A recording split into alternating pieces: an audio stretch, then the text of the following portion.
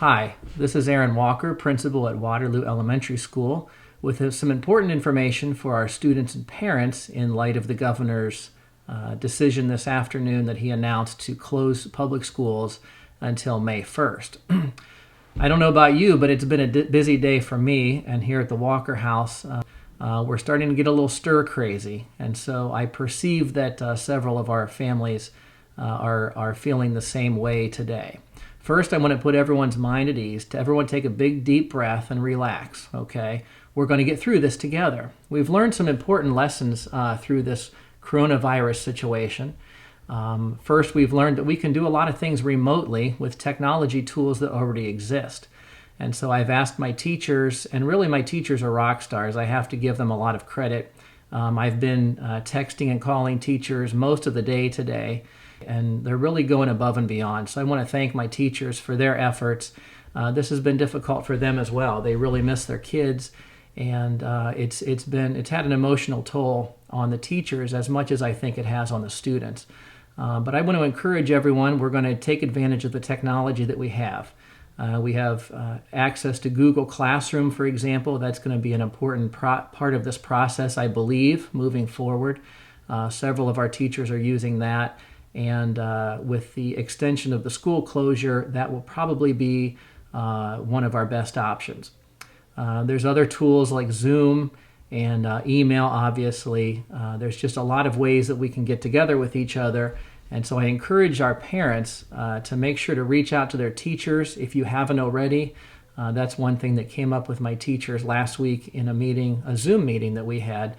Several teachers expressed their concern that they hadn't heard from some of the parents. So parents, I know you're really busy, but please try to reach out to the teachers. It would mean a lot to them, and they are really concerned about your students.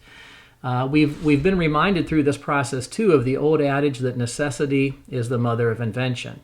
I've certainly had to change the way that I've done things. I'm working from home now, and I've had to change a lot of the way that I do things, and just thinking through each process and each task takes a lot more effort, but we can do it. That brings me to the third thing that I've learned through this, and I want to remind us about. We've been reminded again that nothing can replace the daily face-to-face interaction that students have with their teachers. I've seen several Facebook posts and seen text messages and videos, and the students are struggling out there, and I understand that, and we appreciate that. Who knew that it would take a crisis for us all to realize that we actually love school? But school is a very important part of our lives. Education is an extremely important part of our lives, and so I encourage you just to stay connected with your teachers. I also want to impress on us the power of reading. Reading good books is just good for your mind. I can watch a video and learn things, but it really sinks in deeper if I can read. And so parents, I encourage you to make sure that your students have as much access to reading materials as possible, and do everything you can. I know it's hard. I know that some parents are still trying to work full time, or they're stuck at home working from home. I get that. So we just want to encourage our parents to do everything they can as well to promote our students and promote reading. When life gives you lemons, you make lemonade, right? And so that's what we're going to do here. Some other things I wanted to mention. I wanted to thank our community partners. I'm very proud of the community partners that we have who have been helping to deliver food and provide food for our students. I recall the day that we started working on our plans for the shutdown. Someone from Charchone Chevrolet walked into the board office with a check for $5,000. We've had several other local businesses, Wereb Trucking, a beer and coffee by the lake. Other places have helped out and pitched in to contribute to this, as well as our local churches, Atwater Congregational Church, Life Point Church, Atwater Methodist, Randolph Methodist, Liberty Bible Church, and Friendship Bible Church. Many of the churches have been helping to deliver food and prepare food, and so we appreciate that. We appreciate their partnership. I want to thank Mrs. Ferguson also, our transportation director, and her bus drivers, and Mrs. Rock, our food service director, who have worked tirelessly through this process to ensure that our students are being fed and taken care of. We appreciate their efforts, along with Dr. Brayman, our superintendent, who has been instrumental with that process as well. I'm certainly thankful for all that they've done for our students. Well, there are several other things I wanted to remind us of. State testing has obviously been canceled for the state of Ohio for this school year. Many people are probably happy about that. I have mixed feelings about it. While we struggle with state testing, at the same time it does give us a hurdle or something, a goal to look forward to. And so I want to encourage our parents, don't let the fact that state testing has been canceled be a reason why we would allow our students and our children to just give up on their education and not take it seriously at this point. Just because we've lost that hurdle of state testing doesn't mean we don't have other hurdles in the future to overcome.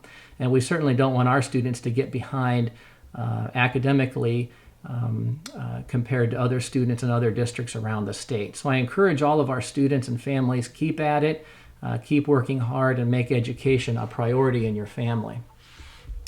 For parents with students who are on an IEP, an individualized education plan, there are some meetings that were scheduled in the next several weeks. We are trying to hold those meetings, and so your student's intervention specialist will be reaching out to you to schedule something. Please look for those phone calls and emails, and please make sure to respond to that. We don't want to miss those deadlines, and we want to do everything we can to help our students with special needs. Grading is an issue that's come up, and we really don't have a clear direction from the state yet of exactly what to do with that. We are still kicking around some ideas at the school, and so please hang on with us. Please hang tight until we are able to make some final decisions about grading. Our original plan was to extend the third grading period all the way till April 9th in order to give our students and teachers those 4 days that they would have been back next week to catch up on any missing assignments and wrap up the grading for the third grading period. We just don't know where we're going with that at this point. I've been in meetings today, and tomorrow I'll have some more meetings as we try to determine a good course that respects the work that our students and teachers have already done in the third quarter and allows for as much flexibility as possible. We're concerned about eligibility for our middle school and high school students, and certainly want to make a good decision there. So we are discussing these things, and we want to be able to make the best decision that we possibly can to help everyone. I want to thank all of our parents and students and teachers for their flexibility. This is, like I said, my phone has been ringing off the hook, so to speak, today with dozens of texts and phone calls and things. And I just want to thank everyone for their flexibility and continued work through this process. Other things going on, our fundraiser products were supposed to be delivered to us next week, I think Monday or Tuesday. Obviously, we're not going to be able to do that, but we are working with Great Western, our company, and as soon as we are able to nail down some details about a delivery date and a way to distribute those products to our families, we will get that information out to you. A reminder about voting. There will be no in-person balloting this year, but all balloting will be by mail. And so I encourage you to continue to exercise that responsibility and that right as a citizen to vote, and we encourage you to vote on all of the issues. You can get your ballot by mail, and the instructions to do that they're all over the place. So if you look online or look on the website, you should be able to find that. Again, someone asked about more packets. Will we be distributing more packets? We're not sure exactly how we're going to do that yet. We know that some families struggle with lack of internet access or lack of technology, and we are working on plans to accommodate those folks as well. Please stay tuned and be patient with us. We are diligently working on that, and hopefully we will have some more concrete answers as soon as possible, maybe in the next few days or so. The teachers asked me to remind our parents and our students to please check in with the teachers. As I said earlier, several teachers expressed concern that they just haven't heard from all their students. And for those who are able to communicate with their teachers and get back to them right away, I certainly appreciate that. That really means a lot to our teachers. They've put a lot of work behind the scenes into making sure that they're keeping up with technology, and they've had to learn some things on the fly, as we all have. And so I encourage you to make sure that you check in with your teachers, check email, phone messages, Blooms. I heard Blooms was, it crashed, I guess, because probably too many people are using it at this point. But Blooms on their end is working on their servers, and they're working hard to get everything back up and running. And it might be good by now. I don't know. Or maybe it's Class Dojo. I'm sorry, I'm mixing those up. But one of those services had some problems. Fifth grade teachers wanted me to remind their students to check your English language arts Google Classroom page. I actually was on there this morning, and Mrs. Green, I did the assignment and I turned it in. So hopefully I'll get a good grade on mine. I want to encourage our students, when you're not working on schoolwork, to stay productive. Some things you could do, I was thinking of this with my own kids. We're going to write some notes and send some cards to some sick and elderly folks, maybe some shut-ins. Definitely reach out to them. They could use that note of encouragement from you. Some of the kids decorated front windows this past week, and I posted those pictures on our Facebook page. If anyone has any cool decoration pictures like that, please email that to me, and we might post those as well. I want to encourage our students to help with chores around the house. With everyone being home through the day, your house can get messy pretty quickly. So kids, do your part. Make sure to help out mom and dad with the vacuuming or the sweeping, especially with laundry and dishes. Those things can pile up fast.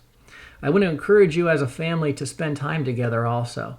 As I said earlier, we can get a little frustrated with each other at times, and so it's important to maintain positive relationships. Do a puzzle together, play Monopoly together. I guess the silver lining in this whole process is that families are able to spend more time together. So I encourage you to do that. Find something, even read a book together. It doesn't matter, but do something fun. Enjoy the time that you're home as much as possible. And I want to encourage everyone to stay safe and healthy. And we will have more updates out to you as soon as possible. Again, this is Aaron Walker, a principal at Waterloo Elementary School. And thank you for your time. Have a great evening, and we'll talk to you soon. Thanks.